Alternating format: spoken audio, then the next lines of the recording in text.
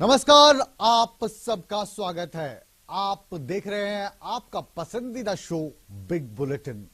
मैं हूं आपके साथ मुकेश राजपूत।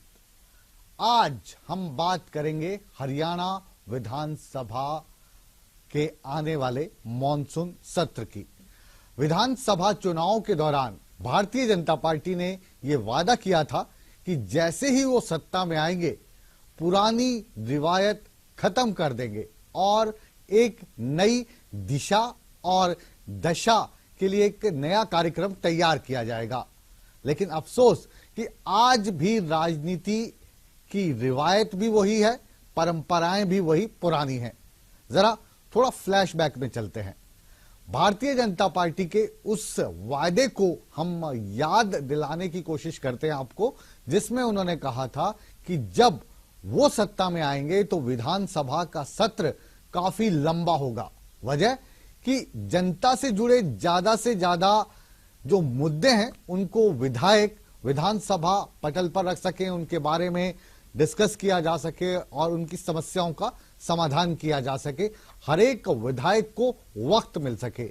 लेकिन आज हम बात कर रहे हैं इस मानसून सत्र की, जो कल से शुरू होगा और महज 3 दिनों का होगा। अब आप ही सोचिए कि 3 दिन में क्या होगा, किस किस मुद्दे पर चर्चा होगी, क्या जनता के सरोकारों की बात इन 3 दिनों में हो पाएगी या फिर मानसून सत्र केवल हंगामे की भेंट चढ़ जाएगा। बिग बुलेटिन में आज हम इसी विषय पर बात करेंगे। विषय है सियासत का मानसून, जिसके लिए सत्ता पक्ष और विपक्ष दोनों ने महा तैयारी की है। ये रिपोर्ट देखिए, उसके बाद हम बिग बुलेटिन की बिग डिबेट की शुरुआत करेंगे।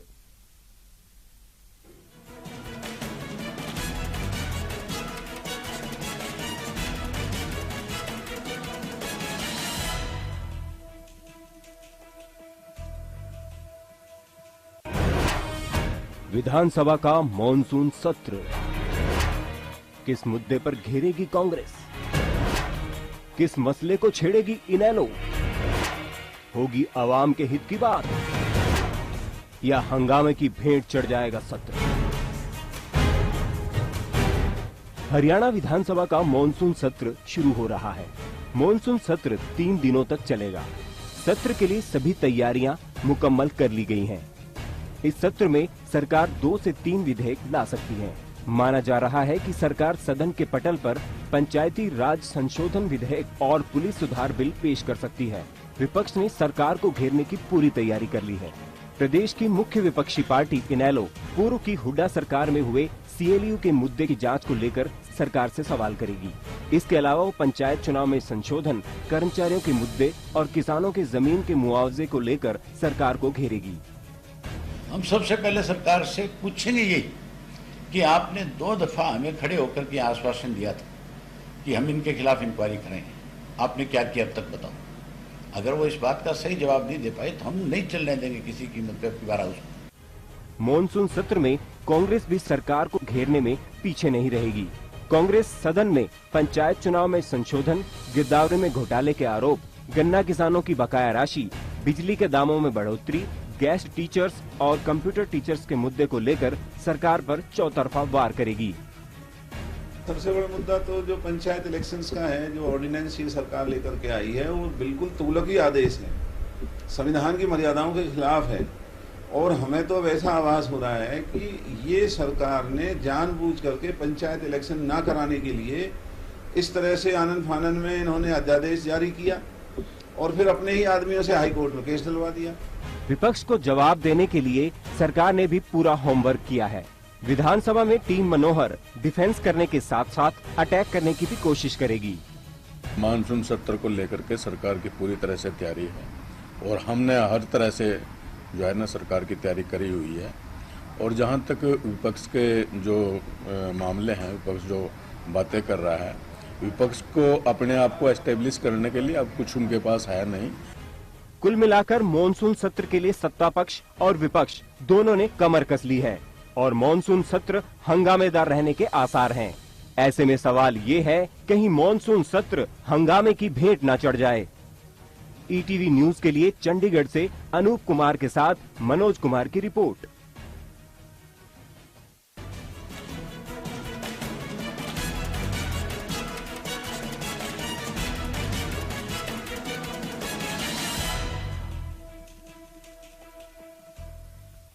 और आज बिग बुलेटिन की बिग डिबेट में हिस्सा लेने के लिए स्टूडियो में हमारे साथ मौजूद हैं भारतीय जनता पार्टी के प्रवक्ता रमन मलिक साहब।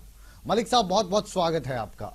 हमारे साथ हैं कांग्रेस के वरिष्ठ नेता और प्रवक्ता रण सिंह मान साहब। मान साहब, आपका भी बहुत बहुत स्वागत है। जी, शुक्रिया। हमारे साथ हैं गोपी चंद गहलोत साहब, इनेलो के नेता और प्रवक्ता, हमारे साथ गुड़गांव से जुड़े हैं, आपका भी बहुत बहुत स्वागत है। और हमारे साथ हैं हमारे वरिष्ठ सहयोगी ठुकराल साहब, जिन्हें आप जानते हैं कि इस बहस में जो भी निकलेगा उसका निष्कर्ष निकालेंगे। गोविंद ठुकराल साहब, आपका भी बहुत बहुत स्वागत है। शुरुआत करते हैं हम कांग्रेस से। ये जो बजट सेशन है महज 3 दिन का है, क्योंकि 2 दिन बीच में छुट्टियां भी आ जाएंगी। कैसे देखते हैं? हम आज भारतीय जनता पार्टी को उनका वादा याद दिलवाने की कोशिश कर रहे थे कि हम याद करवाएं उनको कि जब वो सत्ता में नहीं थे तो वादा कर रहे थे कि जब हम सत्ता में आएंगे तो दशा दिशा सब कुछ बदल देंगे, लंबे लंबे सेशन हुआ करेंगे। महज 3 दिन मॉनसून सत्र। नहीं, केवल एक यही बात नहीं है, वो पहले कहते थे, बिल्कुल उनका आचरण उसके विपरीत है। और एक संवैधानिक जो स्थिति है वो ये है कि 6 महीने से ज़्यादा जो सेशन है उनका फासला नहीं हो सकता है। तो ये एक तरह से औपचारिकता भी है कि 6 महीने होने से पहले सेशन जो है वो बुलाया जाए। तो लेकिन जैसा भारतीय जनता पार्टी के नेता बहुत पहले कहते थे और विधानसभा में बड़े जोर शोर से इस बात को कहते थे कि यदि हम सत्ता में आए तो सेशन जो है बहुत कोई प्रतिबंध नहीं रहेगा कि ये इतने दिन का होगा। हम इसको जो जनता से जुड़े हुए सरोकार हैं, जनता के सरोकार हैं, मुद्दे हैं, उनके सब जो विधायक हैं, जो जनता के प्रतिनिधि हैं, वो खुल करके बहस कर सकें, उनको पूरा समय देंगे।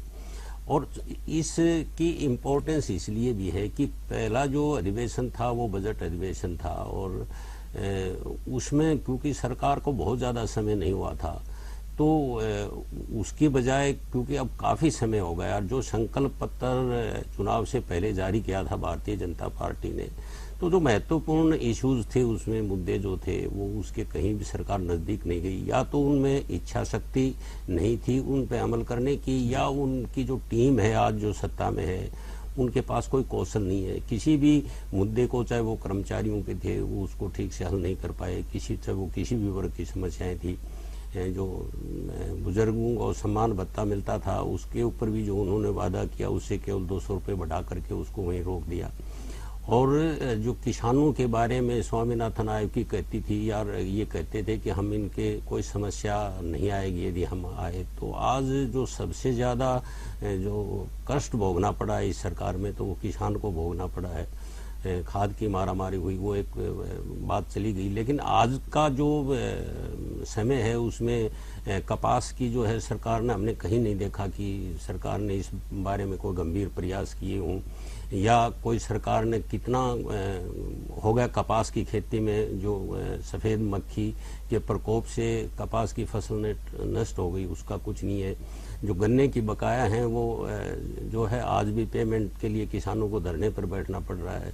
बिजली की सप्लाई थर्मल प्लांट इसलिए ये कह करके बंद कर दिए कि डिमांड नहीं है। आप तो जो है इन मुद्दों को आप उठाने वाले हो, क्योंकि अभी जो सेशन गए हैं तो कांग्रेस तो एक ही मुद्दे पर तुनक के बाहर आई थी, जब कहा गया था कि राजीव गांधी का नाम और गांधी परिवार का नाम खेल स्मारकों से हटा दिया जाएगा। तब आप लोग विधानसभा से एक बार हमें दिखाई दिए थे कि गवर्नर साहब के घर की तरफ आपने रुख किया था। क्यों नहीं जाएंगे? इसके अलावा तो कोई मुद्दा हमने देखा नहीं कि आप विपक्ष की भूमिका निभा रहे हैं। कोई भी हमने इस तरह का काम नहीं किया कि जो राष्ट्रीय नेता थे उनका नाम, यदि वो भारतीय जनता पार्टी से जुड़े लोग भी थे, उनका नाम नहीं हटाया। जो नए काम किए उसमें किसी का नाम जोड़े जाते हैं तो एतराज नहीं होना चाहिए था। ये गलत परंपरा डाली, तो हमारा जो विरोध था वो एक वाजिब विरोध था। आज पंचायत चुनाव में जिस तरह की शर्तें लगाई गई हैं, 71% आबादी अपने अधिकारों से वंचित करने का जो षड्यंत्र है, ये भी कोई अच्छी बात नहीं है। ये बहुत सारे इश्यूज हैं जो कांग्रेस पार्टी प्रमुखता से उठाएगी।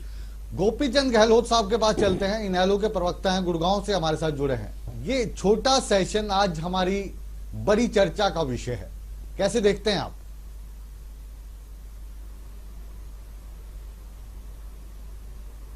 मैं तो कहूंगा कि ये सेशन 3 दिन का नहीं है, वास्तव में ये 2.5 दिन का है।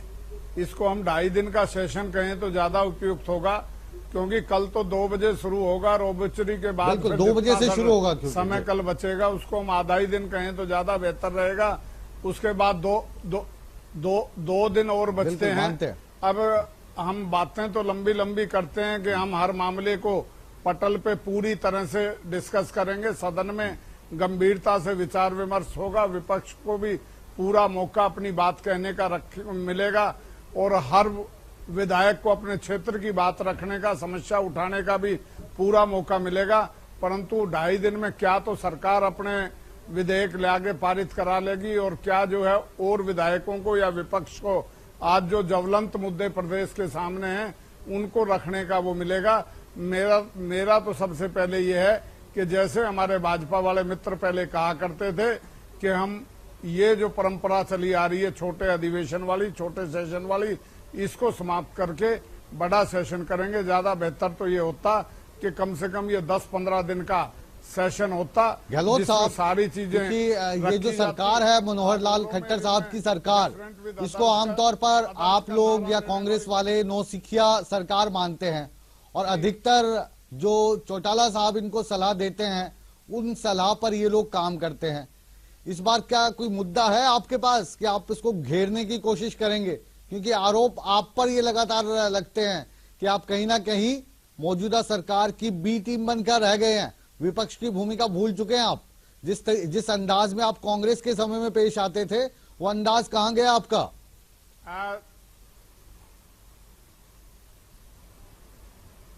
मुकेश जी, मैं तो यही कहना चाहूंगा कि हमने जब सरकार बनी तो एक बात कही थी और उस बात को हम मानते भी हैं कि सरकार को नई सरकार बनी है, इसको समय देंगे ताकि ये कुछ करके दिखाए जो कहा करते थे वो, और संकल्प पत्र में जो लगभग 155-54 वायदे किए थे जनता से उनको पूरा करें। और हमारा तो एक ये था कि 10 साल का जो कांग्रेस का कुशासन था उस पे हम और ये मिलकर आवाज उठाया करते कि इस सारी कारगुजारियों की निष्पक्ष जांच होगी। आज जो चार्जशीट हमने गवर्नर महोदय को दी थी उसमें सारे भूमि घोटाले खास तौर पर चिन्हित हैं, उनका ये जांच क्यों नहीं करा रही, ये सारे मुद्दे भी। और आज मुद्दों की कोई कमी नहीं है, समस्याओं की कोई कमी नहीं है। हरियाणा का हर वर्ग आज दुखी और परेशान है, किसी को नहीं बख्शा जा रहा, चाहे वो किसान है, मजदूर है, कर्मचारी है, आज सब तराई कर रहे हैं। इन सारे मुद्दों को लेके सेशन में अगर हमें उपयुक्त समय मिला, पूरा समय मिला। रमन मलिक साहब तो हमारे साथ हैं, भारतीय जनता पार्टी के प्रवक्ता हैं। मलिक साहब, आपकी जब पार्टी ने यहाँ पर सत्ता बनाई उस वक्त इनेलो को उम्मीद थी कि ये लोग आ जाएंगे, क्योंकि कांग्रेस के 10 साल का जो शासन था उसमें एंटी इनकम्पेंसी फैक्टर बहुत ज्यादा आ गया था। आप लोग आ गए क्योंकि मोदी साहब की लहर चल रही थी, उस लहर का फायदा उठाया। बहुत सारे वादे मोदी साहब ने किए थे केंद्र में सत्ता पाने के लिए, अधिकतर उसमें से पूरे नहीं हुए। मनोहर लाल खट्टर साहब हालांकि प्रोजेक्टेड मुख्यमंत्री नहीं थे, पैराशूट के माध्यम से यहाँ पे आए। आपके जो बड़े बड़े नेता हैं वही उनकी मुखालफत करते, दूसरे तीसरे दिन गाये बगाए नजर आते हैं।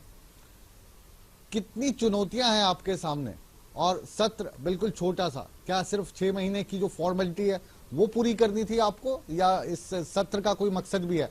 और अभी गहलोत साहब तो कह रहे थे कि 3 दिन का भी आप ज्यादा बता रहे हैं, 2.5 दिन का ही है क्योंकि 2 बजे से शुरू होना है। देखिए, 2 बहुत बड़े फर्क हैं। एक फर्क है नियत का और एक फर्क होता है जो सिर्फ मौके का आता है। हमारी सरकार का काम करने का तरीका बिल्कुल पारदर्शी है। हमने हर चीज़ों को सिंप्लीफाई करा है। बहुत सारे इश्यूज जो हैं वो ट्रांसपेरेंसी के माध्यम से क्लियर कर रहे हैं। और जहां तक रही बात लिस्टेड बिजनेस की, जो लिस्टेड बिजनेस है वो उसको कंडक्ट करने के लिए जितना समय चाहिए वो दिया है, साथ में बाकी समय भी है। और कोई ये ऐसी तानाशाही वाली सरकार नहीं है। अगर कोई मुद्दे ऐसे हैं जिसको डिबेट करने के लिए चाहिए होगा तो उसके ऊपर भी संवेदनशीलता से देखी जाएगी। लेकिन एक इम्पॉर्टेंट चीज जो देखने वाली है वो ये है कि इस समय आप जो दोनों की स्ट्रेंथ है अगर आप उसको देखेंगे तो उसमें आपको सामने नजर आएगा कि जो सरकार का बेंच है, जो ट्रेजरी बेंच है इस समय, वो 52 के करीब है और जो बाकी है वो 38 के है। और 38 लोगों में दो पार्टीज को अपनी, हर पार्टी की अपनी एक लाइन होती है, हर पार्टी का अपना एक विचारधारा है, उन्होंने जो मुद्दे उठाने हैं इसीलिए वो मीटिंग्स पहले करते हैं। और जो वो मुद्दे उठाएंगी दो पार्टीज, उसको उठाना और उसको बहस करने के लिए, उसके ऊपर विचार करने के लिए मेरे को नहीं लगता कि अगर शांतिपूर्वक तरीके से उसके ऊपर बहस करी जाए, विचार करा जाए तो कोई 2.5 दिन बहुत कम है क्योंकि अगर आप समय पूरा लगाएं, इतना ज्यादा समय निकाल रहे हैं आप जनता के मुद्दों के लिए, बहुत देखिए बात वो है कि अगर की सारी जनता की तरफ से मुकेश जी हार्दिक शुक्रिया अदा करते हैं कि रमन साहब आपकी पार्टी ने 2.5 दिन का जो समय निकाला, शत प्रणाम करते हैं हम आपको। ठुकराल साहब आपके पास हम आ रहे हैं, 2.5 दिन का समय कैसे देखते हैं आप इसको? देखिए, बीजेपी पहली बार अपने बलबूते पे सरकार बना के आई है। कुछ लगता था कि कोई नए आयाम शुरू करेंगे और मनोहर लाल जी ने ये कहा भी, खुल के कहा कि हम सत्र छोटे मोटे की बात ही नहीं, हम बहुत लंबे सत्र करेंगे, बहुत मुद्दों पे चर्चा होगी। और जिस दिन उन्होंने ये बात कही, अगले दिन जब वो सत्र में आए तो थोड़ी देर में ही सत्र खत्म हो गया, जो पहला सत्र था। उसके बाद बजट सेशन आया, अब ये मानसून सेशन है। अब देखिए आपके पास मुद्दे कहाँ हैं कि कहाँ नहीं है। मुद्दे कांग्रेस कहती है, लोग भी कहते हैं, हम भी रोज चर्चा में मुद्दों को लाते हैं। 5 दिन हफ्ते में इस ईटीवी पे हम मुद्दे लेके आते हैं, मुद्दों पे बहस होती है, 5 दिन लगातार बहस होती है। मुद्दे ऐसे हैं कि खेती बड़े संकट में है, किसान बहुत दुखी है। आपका जो बेटी बचाओ बेटी पढ़ाओ का नारा आपने दिया, बड़ा अच्छा काम किया, लगा था कि इससे कुछ हो जाएगा। जो रिपोर्ट्स अब आ रही हैं वो बेटियों की गिनती और कम हो गई है। सभी जिलों में 100 के प्रति सब जिलों में कम हो गई, रेशो बढ़ती जा रही है। हाँ जी, वही रेशो, मतलब बच्चियां कम है, बेटे ज्यादा हैं, वही रेशो बन जाएगी। सवाल यह है कि इन मुद्दों पे आप एक कंसेंसस भी बिल्डअप कर सकते हैं कि ये मुद्दे पार्टी से ताल्लुक नहीं रखते, केवल गवर्नमेंट से ताल्लुक नहीं रखते।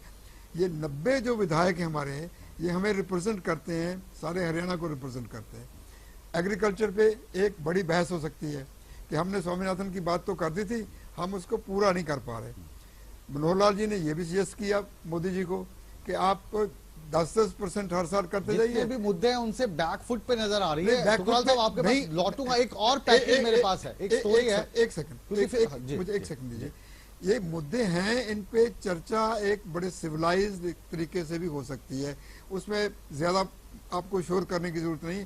उसमें से रास्ता भी निकलेगा कि ये सफाई का काम है, तुम्हारे 3 शहर सबसे गंदे शहर हैं हिंदुस्तान के, हमारे बेटी बचाओ का प्रोग्राम अपना फेल हो रहा है, सफाई का काम प्रोग्राम जो है वो एक इवेंट जो होता है ना, एक दिन का जो इवेंट होता है कि मोदी साहब आ रहे हैं, बहुत बड़ा इवेंट करते हैं मोदी साहब, चाहे वो पानीपत हो, चाहे दुबई हो या कहीं भी जाएं, इवेंट मैनेजमेंट में भारतीय जनता पार्टी बेस्ट है। लेकिन मॉनसून सत्र को लेकर सत्ता पक्ष जिस तरीके से पूरी तैयारी की घोषणा कर रहा है, वहीं पर जो सत्ता जो विपक्षी पार्टी है, बैठ के पहले बैठ के अपने आप में आज तय करना चाहिए था इन तीनों पार्टियों को, मेन पार्टियों को, कि ये मुद्दे हैं, इसमें हम सब कंट्रीब्यूट करेंगे, एक कंसेंसस बिल्डअप करेंगे, हरियाणा के समाज को, हरियाणा के लोगों को हम आगे लेके जाएंगे।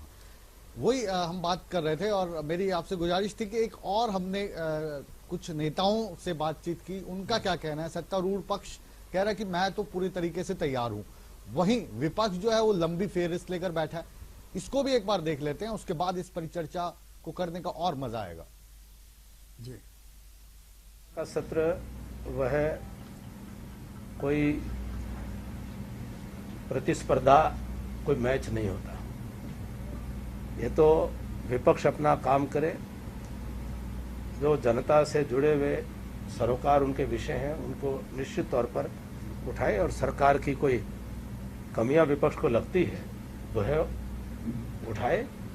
सरकार अपना पक्ष निश्चित तौर पर रखेगी, और विधानसभा का जो उद्देश्य है और विशेष रूप से इस सत्र का जो मुख्य उद्देश्य है वह है कि हम जो साल के बजट के सप्लीमेंट्री एस्टिमेट्स होते हैं उनको भी हम रखने वाले हैं। कुछ बिल भी इसमें आ सकते हैं, आने वाले हैं। लगभग ऐसा अनुमान है कि 3 दिन 2, 3, 4 के लिए, क्योंकि लगभग बिजनेस इतना ही है, इससे ज़्यादा बिजनेस है नहीं। तो जो भी है इसमें जो अपना एस्टीमेट कमेटी का जो बिल वगैरह आएंगे उसके ऊपर अनुपूरक मांगे जो होती हैं उनके ऊपर बहस होगी और उनको पास करना। और इसके बाद वीरवार को जो है नॉन ऑफिशियल डे होता है, उसमें जो भी एक विषय आएगा उस पर डिस्कशन होगी। विपक्ष का काम होगा, हमारे तो सब विपक्ष के सवालों का जवाब देना सरकार का दायित्व, हम जवाब देंगे जो पूछे। नहीं, यही मुद्दे उठाएंगे, किसान के कर्मचारियों के विकास ठप पड़े हैं, जहाँ पे भी जो भी प्रोजेक्ट थे वो वहीं ठप पड़े हैं। सत्ता पक्ष को सुना आपने, विपक्ष को भी सुना, और अब विधानसभा में हमारे पास 2.5 दिन है और इन 2.5 दिनों को रमन मलिक साहब भारतीय जनता पार्टी के प्रवक्ता काफी बता रहे हैं और हम कह रहे हैं कि ना काफी है। आप प्रूव कीजिए कैसे काफी है। मुकेश जी, मैं सिर्फ जो बात आप जिसको उठा रहे हैं, हाँ। मैंने जो उसके साथ कहा उसको भी ध्यान दीजिए कि अगर विपक्ष और पक्ष इफेक्टिव डिबेट करते हैं और सदन का जितना समय है उसको पूरे समय को लगाते हैं और बिल्कुल जो डिबेट करनी चाहिए इश्यूज के ऊपर उसको करते हैं, चिल्ला चिल्ली नहीं करते, तो ये समय जो है कोई भी समस्या, क्योंकि जितने भी हमारे विधायक हैं वो परिस्थितियों से वाकिफ हैं, पहले की भी आज की भी, और वो उसके ऊपर एक अगर पॉजिटिव एटीट्यूड से चलें तो उसके ऊपर बनाया जा सकता है, समय निकाला जा सकता है, करा जा सकता है। और ये कोई बहुत बड़ी बात नहीं होगी कि अगर कोई ऐसा विषय है जहाँ पे कोई चीज अटकती है तो आपको भी, आपके सामने भी है, कोई पहली बारी नहीं होगा कि कहीं समय बढ़ जाए या डिबेट होगा।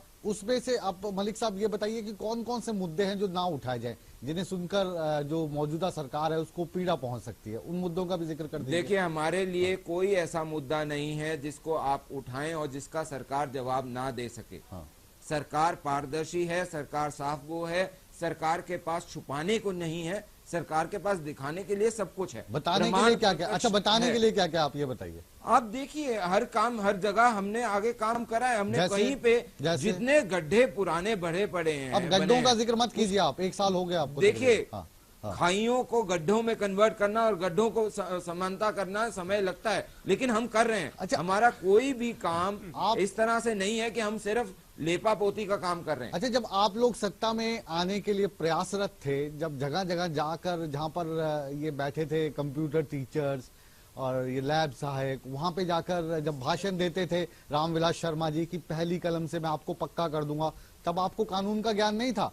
जब आपके एक नेता, बड़े नेता ओपी धनखड़ साहब साइकिल पर पूरा हरियाणा उन्होंने छान मारा था और कहते थे जैसे ही हम सत्ता में आएंगे वैसे ही हम आपको स्वामीनाथन की रिपोर्ट ला देंगे, तब उनको इस चीज का पता नहीं था। जब मोदी साहब रेवाड़ी में रैली कर रहे थे, कह रहे थे 1 रैंक 1 पेंशन हम ला देंगे, आज कह रहे हैं 1 रैंक 1 पेंशन हर साल, तो ये संभव नहीं है। तो इतना जो ज्ञान प्राप्ति 1 साल में होगी आपको। एक मिनट पहले नहीं थी। अलग अलग विषयों को उठा रहे हैं। हाँ, ये वो अलग अलग विषयों को नहीं, मैं सिर्फ जनता के मुद्दों को, डिटेल में होनी चाहिए। ये सरसरी तौर पे करना कोई उचित नहीं रहेगा। जब इसके लिए आप मान रहे हैं, इसके लिए आप मान रहे हैं कि 1 घंटा काफी नहीं है, तो क्या 2.5 दिन काफी है? लेकिन मॉनसून सत्र के लिए। हाँ। जहां तक आप स्वामीनाथन आयोग की बात करते हैं, स्वामीनाथन आयोग की सिफारिशों के ऊपर सरकार, उसके ऊपर केंद्र सरकार भी काम कर रही है, हम लोग भी काम कर रहे हैं। सॉइल हेल्थ कार्ड है या उसकी गुणवत्ता बढ़ाने का है या उसका इंफ्रास्ट्रक्चर उसका को डेवलप करने का है, क्योंकि स्वामीनाथन आयोग की ये चीजें समानता डिस्कस नहीं करी जाती कि इंफ्रास्ट्रक्चर को डेवलप कैसे करा जाए, इरिगेशन को कैसे डेवलप करा जाए, हॉर्टिकल्चर को बेटर कैसे करा जाए, रसायन कैसे कम करे जाए, मतलब ये विषय भी हैं उसके। तो उन सारी चीजों पे सरकार ऑलरेडी काम कर रही है। विषयों के लिए ये जो समय है सर, हम ऑलरेडी काम कर रहे हैं। अगर आप एक चीज, 2.5 दिन का जो समय है पूरे हरियाणा की, जहां पर एक बहुत छोटी सी, मंत्री होंगे वो काफी है। मुकेश जी, मैं आपको छोटी सी चीज बताता हूँ। यूरिया का विषय उठा था, बहुत ज्वलंत तरीके से उठाया गया था। सरकार ने जो नीम कोटिंग करी यूरिया की, उसका वजह क्या थी वो भी आपके सामने आ चुकी है कि जहां 5,500 रुपए बेच रहे हैं सरकार सब्सिडाइज करके, वहीं फैक्ट्रियों के लिए वो अंदाजन 20,000 रुपए है।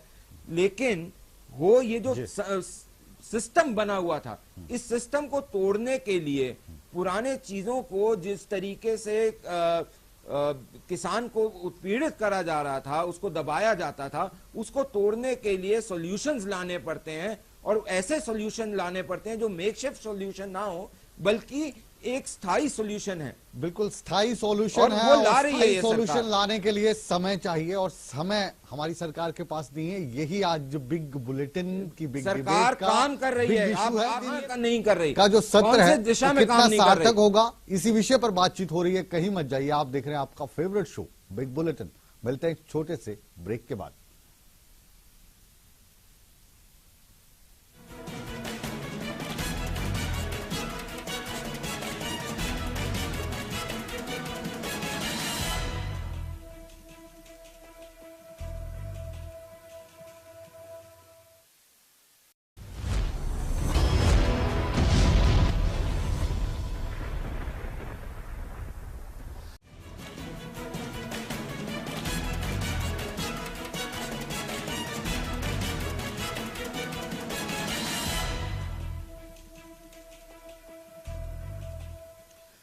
ब्रेक के बाद बिग बुलेटिन में आप सबका स्वागत है। आज हम बात कर रहे हैं हरियाणा सरकार के आने वाले मॉनसून सत्र की, जो कल से शुरू होगा, कल 2 बजे से शुरू होगा।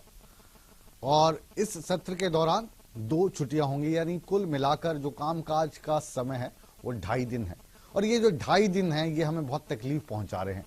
तकलीफ इसलिए पहुंचा रहे हैं क्योंकि जब भारतीय जनता पार्टी सत्ता में आने की कोशिश कर रही थी और सत्ता में आने के कुछ दिन बाद तक ये कह रही थी कि हम एक बड़ा सत्र पेश क्या करेंगे, हर बार जब भी आएंगे काफी दिन तक लंबा सत्र चलेगा और इसमें जितने भी विधायक होंगे वो जितने दिन आप चाहेंगे उतने दिन किया जाएगा। लेकिन अब 2.5 दिन हमें पीड़ा पहुंचा रहे हैं। और मुख्यमंत्री मनोहर लाल खट्टर साहब या उनके कोई चाहने वाले या भारतीय जनता पार्टी के बड़े बड़े मंत्रीगण जिनकी चलती हो, या अफसरशाही जिन पर आरोप ये लगता है कि वही सरकार को चला रहे हैं, वो अगर हमारा बिग बुलेटिन देख रहे हो तो हरियाणा की आम जनता की तरफ से हमारी विनम्र प्रार्थना है कि इस सत्र को जनाब थोड़ा बढ़ा दीजिए ताकि जनता के मुद्दों को विधानसभा पटल पर रखा जा सके।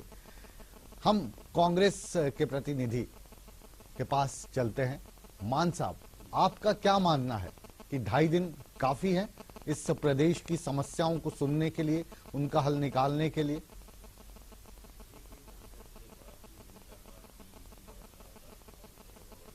पार्टी की सोच है वो भारतीय जनता पार्टी के हाथी के दांत खाने के ओर और दिखाने के ओर है। जो ये बात करते थे वो व्यवहार में कहीं भी उसके नजदीक नहीं गए और इतना मुद्दों का अंबार लग गया। इसलिए जरूरी है कि ये जो सेशन है वो 2.5 दिन से काम चलने वाला नहीं है, क्योंकि किसी एक भी जो जनता से सरोकार वाले मुद्दे हैं किसी को भी तो हल नहीं किया। अभी शाहबाद न ये जो नारायणगढ़ और शहजादपुर के बीच में गन्ना मिल है और वहाँ किसान बकाया पेमेंट के लिए धरना दे रहे हैं। मैं खुद वहाँ जा कर के उसको देखा, लोगों की बात को भी सुना। उसमें पूर्व मुख्यमंत्री भूपेंद्र सिंह हुड्डा भी उस ये बताइए, शामिल मुख्य थे। मुद्दे जो 2.5 दिन में आप लोग उठाना चाहेंगे, कांग्रेस पार्टी उठाना चाहेगी, वो कौन से, वो थोड़े से गिनवा दीजिए। हाँ, वो ये है कि देखिए, एक तो जो शैक्षणिक शर्तें लगाई जा रही हैं, हमारी पार्टी इसके बिल्कुल विरोध में है। पंचायत चुनाव की बात कर रहे हैं। पंचायत चुनाव में जो अभी शैक्षणिक योग्यता का है, हम इसके खिलाफ हैं। जो बकाया गन्ने की जो पेमेंट बाकी है वो सरकार को उसका सही से जवाब देना चाहिए और कोई रास्ता निकालना चाहिए। किसान को ज़्यादा दुखी करने के बहुत पहले से ही बहुत दुखी है और उसको और तकलीफ नहीं दी जानी चाहिए। और जो कपास की खेती बिल्कुल नष्ट हो गई व्हाइट मक्खी से, सरकार ने उसका कितना संज्ञान लिया, उसके जो नुकसान की भरपाई के बारे में सरकार क्या सोच रही है उसको स्पष्ट करना होगा। और जितने भी कर्मचारी थे ये तकरीबन 25-30 हजार के बीच में घर बैठा चुके हैं और अपना ताम झाम जो है इन्होंने अपना रचा है। तो क्या वो भर्ती जो मध्य प्रदेश में व्यापम घोटाले की तरह से तो भर्तियां नहीं होंगी। तो जो एजी ऑफिस में नियुक्तियां हुई हैं वो तो यही इशारा करती हैं कि ऐसा ही होगा जो मध्य प्रदेश में इन्होंने भर्तियों में जलवा दिखाया था। और इसके अलावा जो कर्मचारियों के साथ इन्होंने वादा किया था उसके ये नजदीक भी नहीं गए, उनके से विचार विमर्श भी नहीं किया। उसके बारे में सरकार क्या कहेगी ये भी एक इशू होगा। जो बिजली के रेट्स में बढ़ोतरी की ये भी एक इशू होगा। और बिजली की जो सप्लाई है वो अनएडिक्वेट। गहलोत साहब, आपके पास आ रहे गुड़गांव इनेलो ने कौन सी फेहरिस्त बनाई है कि इन मुद्दों को लेकर वो विधानसभा में जाएंगे, सरकार को घेरने की कोशिश करेंगे, क्योंकि ये आपका धर्म है विपक्ष के तौर पर?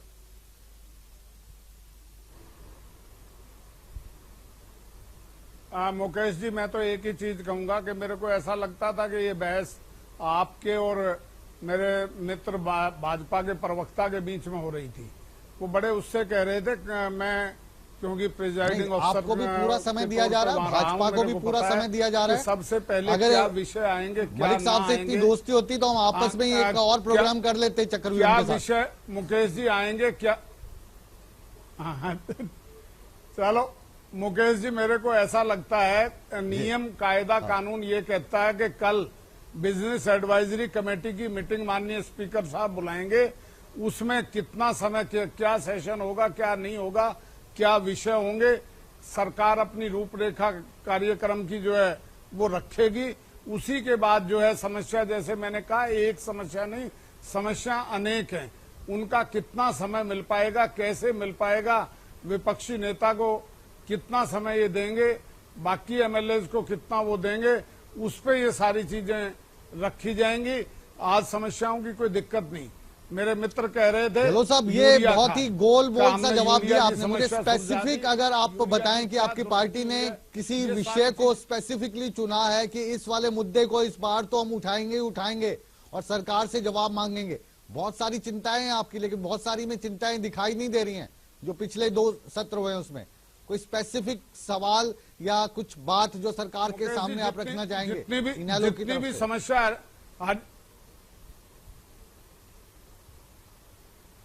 हरियाणा प्रदेश के लोगों की जो भी समस्याएं हैं, मुख्य विपक्षी दल होने के नाते हम अपना धर्म व फर्ज समझते हैं और उनको बड़ी मजबूती से जितना समय हमें मिलेगा और ना मिलेगा तो भी हम प्रयास करेंगे कि प्रदेश की जो भी समस्याएं हैं उनको हाउस में मजबूती से उठाया जाए। और समस्याओं की कोई कमी नहीं है, समस्याएं आप कितनी गिन लो। किसान की तो जहां तक आप कह रहे तो किसान को तो पूरा 1 साल रगड़ा लगा है। जहां तक ये पंचायती राज का पहले से ही, हम तो पहले दिन से ही इसका पुरजोर विरोध कर रहे हैं। हम तो ये कह रहे हैं कि इस ऑर्डिनेंस का भी वही तो असर नहीं होगा जो 1 साल हमारे सारे भाजपा के प्रवक्ता मंत्री संतरी एक ही चीज कहते रहे कि ये ऑर्डिनेंस लैंड एक्विजिशन वाला जो है ये बहुत बढ़िया, बहुत बेहतर है। और उसका क्या असर हुआ, मेरे को लगता है कि वैसे तो माननीय उच्च न्यायालय में ये मामला है, 14 सितंबर उसकी डेट लगी है। मेरे को इस बारे में ज्यादा कुछ नहीं कहना चाहिए, परंतु जो ये तुगलकी फरमान ये लेके आए हैं इसका असर भी वही होगा, क्योंकि मोर देन 50% पॉपुलेशन जो है वो अपना जो इक्वल राइट है संविधान ने हमें दिया है उससे ये वंचित करने का काम कर रही है। और मैंने तो पहले भी कहा था कि एमएलए तो आप अनपढ़ ले आओ, और इसका धर्म है कि सरकार पर आरोप लगाए। लेकिन ये जो छोटा सेशन है, क्योंकि आज बिग डिबेट का जो विषय है वो छोटा सेशन ही है मुख्यतः, और उम्मीद ये की जा रही है कि भारतीय जनता पार्टी में जो सरकार में लोग हैं वो इस प्रोग्राम को देख रहे होंगे और इस सत्र को बढ़ाएंगे, तो वही हमारी बड़ी कामयाबी होगी। ये छोटा सत्र बुलाने के पीछे नियत और नीति क्या है, अंदर की बात क्या है? अंदर की बात देखिए, जो इन्होंने कहा रमन जी ने, वो मुझे थोड़ा सा अचंभा हुआ उस बात से कि 2.5 दिन बहुत हैं, कोई विषय है ही नहीं डिस्कस करने के लिए, हो जाएंगे आपस में बैठ के करेंगे। 2.5 दिन के कितने घंटे बनते हैं, क्वेश्चन आवर के बाद कितना समय होता है, उस समय में ये सारी बातें हम कर लेंगे। इसका मतलब है या तो असेंबली के मेंबर कैपेबल नहीं है कि विषयों पे डिस्कस कर सकें, डिबेट कर सकें, या वो जानते नहीं है कि विषय क्या है, या सरकार नहीं जानती कि विषय क्या है। ये कितने मुद्दे हमने गिने हैं यहाँ बैठे बैठे। फिक्स तो नहीं हो गया मैच, बिल्कुल फिक्स हो गया। ये तरीका बीजेपी को अडॉप्ट करने की कोई जरूरत नहीं थी किसी किस्म की भी। इनको किसी किस्म का कोई भय नहीं होना चाहिए था। ये कहते कि सत्र शुरू हो रहा है, आप बताइए कितने दिन का सत्र करना है, क्या मुद्दे आप डिस्कस करना चाहते हैं। चलिए, जिस दिन पहला सत्र शुरू हुआ था उससे एक दिन पहले मुख्यमंत्री ने ये कहा चंडीगढ़ में ही कि हम बहुत लंबे सत्र करेंगे, आपकी तसल्ली करवा देंगे, जितने दिन चाहेंगे करवाएंगे। पहला सत्र भी 2 दिन में खत्म हो गया। अब ये जो मानसून सत्र है ये 3 दिन का रख दिया। मुझे उम्मीद है कि सरकार ये सत्र को बढ़ाएगी। कल जो बिजनेस एडवाइजरी कमेटी की मीटिंग होगी या उसके बाद ये 3 दिन के सत्र को इनके झोले में जो जाएगा तो वो इनके खाते में नेगेटिव तौर पे जाएगा। इनको अपनी बात पे खड़े रहना चाहिए। ये क्या एक सभ्यता हमारी बन गई है कि जब अपोजिशन में होते हैं हर चीज को आप क्रिटिसाइज करते हैं, आगे ले जाते हैं। नई सरकार है, आप स्वामीनाथन समझ नहीं आ रहा, खराब हो रही है। आप स्वामीनाथन की रिपोर्ट समझ नहीं आ रही, उसके टिंकरिंग कर रहे हैं कि हम ये इरिगेशन पे पैसा कम हुआ है, देखिए आप, एजुकेशन पे कम हुआ है सेंट्रल बजट में, हेल्थ पे कम हुआ है। अब ये क्रिटिसाइज करते थे इनके कांग्रेस बहुत कर्जा ले रही थी, इन्होंने कांग्रेस से भी आगे कर्जा ले लिया, ज्यादा इनका और बढ़ा दिया। अब देखिए किस तरीके से, मुझे तो ये लगता है ये एक कांग्रेस गई है और बीजेपी आ गई, एक से ही काम है, कुछ ज्यादा फर्क नहीं है। सिवाय आप ये कहेंगे कि ये उनसे थोड़े से ज्यादा ईमानदार है, लेकिन उसका भी इम्तिहान आ जाएगा जब लैंड के मसले आएंगे, गुड़गांव से निकल के आएंगे और मसले आएंगे तो पता चल जाएगा, इनका भी टेस्ट हो जाएगा। जी जी, तो मलिक साहब एक कॉम्प्लीमेंट आपको मिला है ठुकराल साहब की तरफ से कि आप जरा से ज्यादा ईमानदार हैं। ये ऐसा है, ईमानदारी ठुकराल साहब को सामने सारी आ जाएगी और प्रदेश को भी सामने आ जाएगी। उसमें चलिए हम आपका साथ देते हैं। ट्रांसपेरेंसी इस सरकार का एक मूल मंत्र है। हम ये पूछ रहे हैं आपसे, सवाल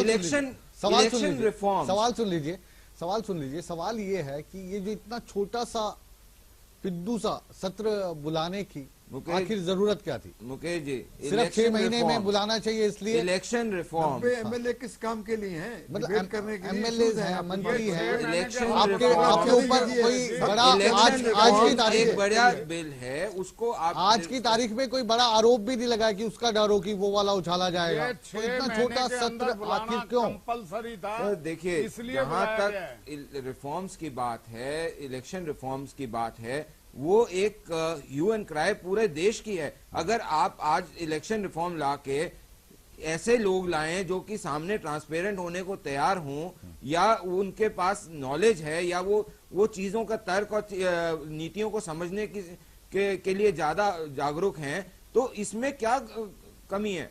नहीं, हम तो सिर्फ आपसे ये पूछ रहे हैं 2.5 दिन क्यों? या बिजली के लिए रमन जी से ये पूछा, रमन जी आपसे सीधा सवाल 2.5 दिन क्यों, बस ये बता दीजिए। रमन जी से ये पूछा जाए कि एक शर्त रखी है कि बिजली के बिल अदा हो, डोमेस्टिक भी, इंडस्ट्रियल भी और खेतों के भी, ट्यूबवेल के भी। कितना पेंडिंग है? नहीं, कितना बिल पेंडिंग है किसानों के लिए जो कल इलेक्शन नहीं लड़ पाएंगे अगर वो बिल नहीं देंगे? कितना पैसा पेंडिंग है? क्या इनके पास फिगर्स हैं इस बात की? 20,000 करोड़ है, 200 करोड़ है, कितना है, कितना पैसा है वो? ताकि वो पैसा आ जाएगा, इलेक्शन होंगे उससे पहले वो सारा पैसा आ जाएगा जो इलेक्शन लड़ना चाहेगा। देखिए ठुकराल साहब, ये एक बेसिक चीज है, एक बेसिक फैक्टर रखा गया है सो दैट जो रिप्रेजेंटेटिव्स हैं लोगों के, वो अपने आप एक सिंबल बने, एक रोल मॉडल बने लोगों के लिए।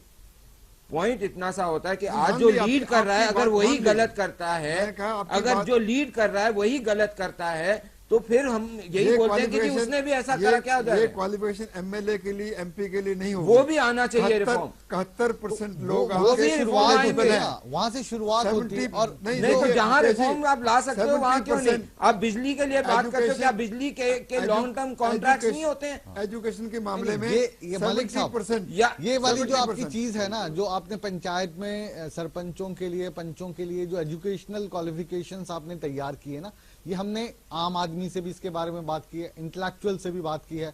हमारे पास पूर्व चुनाव आयुक्त कुरैशी साहब थे, उन्होंने भी इस चीज को गलत बताया, क्योंकि आप थोपने की कोशिश कर रहे हैं इस चीज को थोपना नहीं चाहिए। लोगों पे छोड़ दीजिए, चुन लेंगे। हर एक आदमी को इलेक्शन लड़ने का अधिकार है, वो अधिकार आप छीन रहे हैं। एक आदमी जो मैट्रिक पास है, क्या ईमानदारी का हम ये नहीं कह रहे कि हम अनपढ़ आदमी को वोट देंगे, लेकिन आप अधिकार छीन रहे हैं ना। वो तो हमने देखा है सामने, 70% बाहर निकल जाएंगे।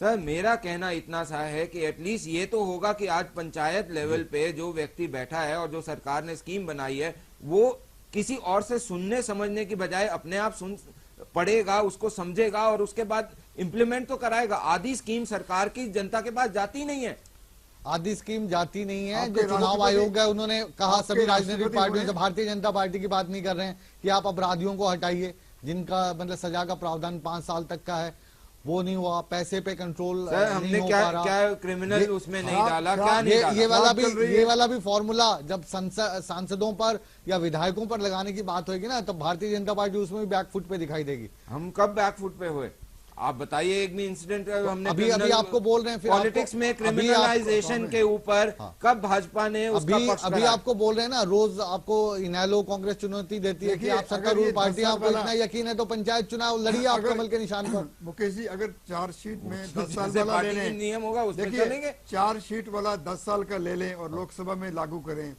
इनके कितने एमपी जो आज एमपी हैं वो कितने बाहर रह जाएंगे? पूछिए इनसे। कांग्रेस के भी रहेंगे, इनके भी रहेंगे। इन सभी सवालों का जवाब हम लेंगे। सुखराल साहब, क्या रिफॉर्म्स नहीं आने चाहिए? इसमें गर्माहट भी इसी तरीके से बनी रहेगी। आप सबसे गुजारिश है, वैसे हमें आप पे यकीन है कि आप कहीं नहीं जाएंगे। बने रहिए बिग बुलेटिन के साथ। मिलते हैं एक छोटे से ब्रेक के बाद, उसके बाद परिचर्चा जारी रहेगी।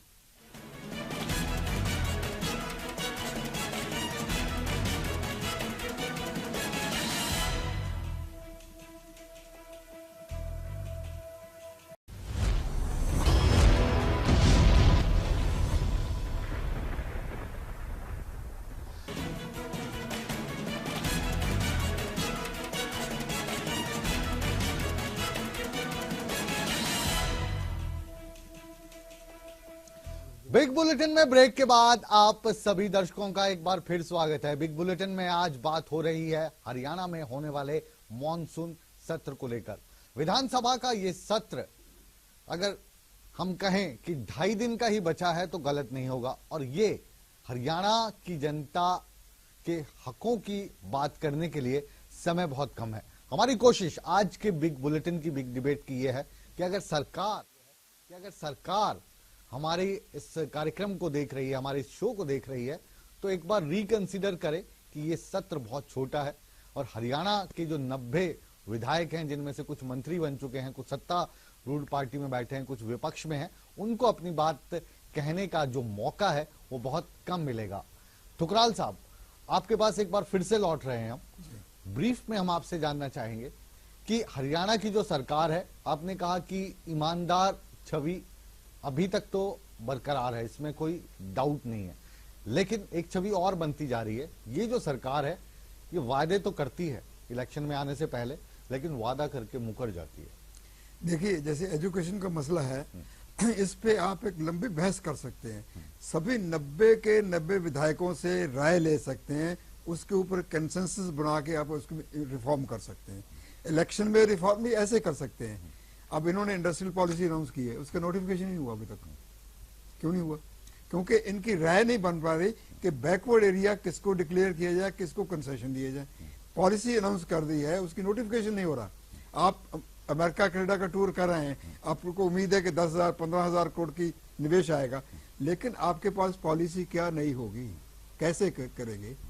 बहुत से मुद्दे उसको कैसे बचाएंगे? जैसे मैंने अर्ज किया कि पहले बेटी बचाओ बेटी पढ़ाओ का जो मसला है, ये बहुत लार्ज मसला है, गवर्नमेंट के से बाहर का भी है। इस पे कोई बहस नहीं हो सकती? क्या 90 के 90 विधायकों को इन्वॉल्व करके इस पे अच्छी बहस की जाए? एग्रीकल्चर का जो क्राइसिस है उस पे नहीं हो सकती? जो क्राइम बढ़ रहा है हरियाणा में, क्राइम बहुत बढ़ रहा है, क्या इस पे भी मुद्दों पे बहस हो सकती है? जी मान साहब, आपके पास आ रहे हैं। जब भारतीय जनता पार्टी कार्यक्रम लॉन्च करती है ना जी, उसका तो मजा आ जाता है। वो चाहे दिल्ली में लॉन्च हो, गुजरात में हो, पटना में मोदी साहब की रैली हो, या पानीपत में बेटी बचाओ बेटी पढ़ाओ माधुरी दीक्षित हो, या परिणीति चोपड़ा हो। अमेरिका में भी इन्होंने बताया कि बेटी बचाओ बेटी पढ़ाओ। देखो, जो देश की हमारी बात है अमेरिका का तक पहुंचा के आए हैं मुख्यमंत्री। लेकिन आपको नहीं लगता कि ये जो सारी चीजें हैं ये महज एक शो तक सिमट के रह जाती हैं, जमीन पर इसका असर बहुत कम लगता है, दिखता है। हरियाणवी भाषा में इसको हम गुड़ के लड्डू कहते हैं। मतलब ये जो कहते हैं करने में उसके नजदीक कहीं नहीं फटकती भारतीय जनता पार्टी की सरकार, इसलिए सेशन लंबा चलाने में उत्सुक नहीं है सरकार, क्योंकि इस सरकार ने फायदा किसी का नहीं किया, नुकसान बहुतों का किया। आज सारे हरियाणा में यदि कोई आज घूम करके देखे तो पता चलेगा कि स्थिति क्या है। ये करें कि गड्ढे खोद करके गई थी पिछली सरकार। पिछली सरकार के बारे में लोगों में जो चर्चा है वो ये है कि भूपेंद्र हुड्डा सरकार 10 साल जो हरियाणा में रही, उन्होंने हर वर्ग का किसी का कम ज्यादा तो हो सकता है भला किया, नुकसान किसी का नहीं किया। और इन्होंने भला किसी का नहीं किया और नुकसान आप कौन सा वर्ग को हाथ लगा करके देखो, किसी वर्ग से के आदमी से पूछ करके देखो, नुकसान बहुतों का किया। चाहे वो कर्मचारी हैं, चाहे वो किसान हैं, चाहे वो व्यापारी हैं, चाहे वो अनुसूचित जाति के लोग हैं, कहीं किसी की कोई पूछ नहीं है।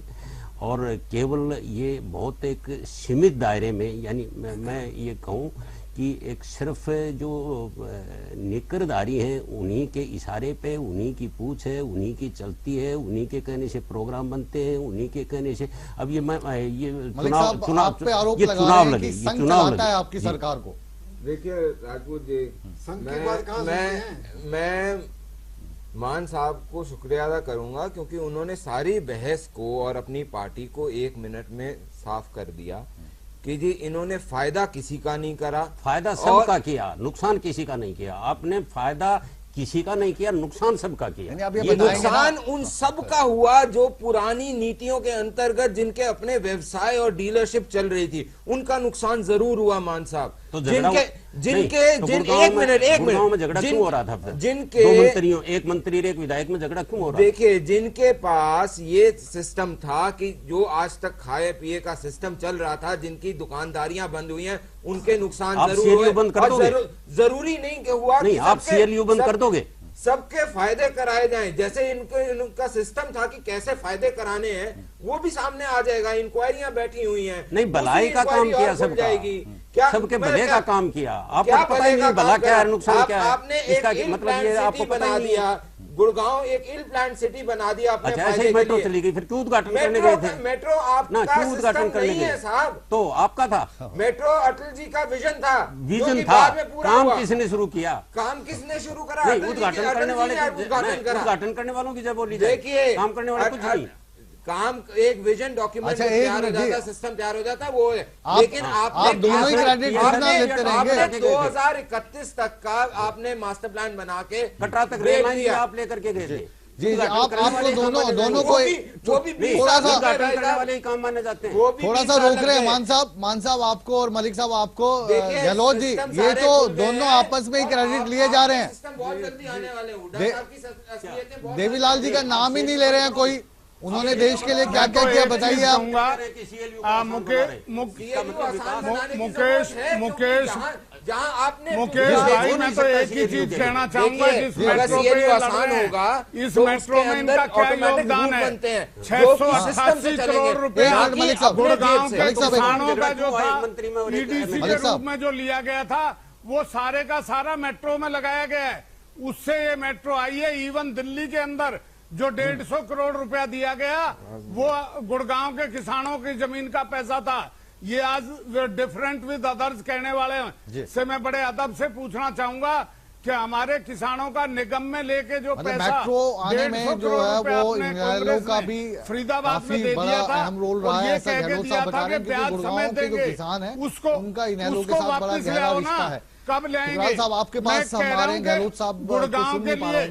आज गुड़गांव में मुकेश भाई जाम लगा रहता है, 4 घंटे जाम लग रहा है। आप उद्योग लगाने की बात तो कर रहे हैं, आप ईमानदार हैं। और चलिए हम आरोप भी नहीं लगाते कि हैं जी, हम मानते हैं आपको ईमानदार हैं, लेकिन ऐसी ईमानदारी किस काम की जिसमें हर एक चीज से आप वापस होते दिखाई दे रहे हैं? चाहे आपने वायदा किया था कि हम पेंशन देंगे 2000 रुपए, हम कहीं नहीं हुए। आपने कहा था 2000 रुपए देंगे, 1200 पे आ गए आप। आपने कहा था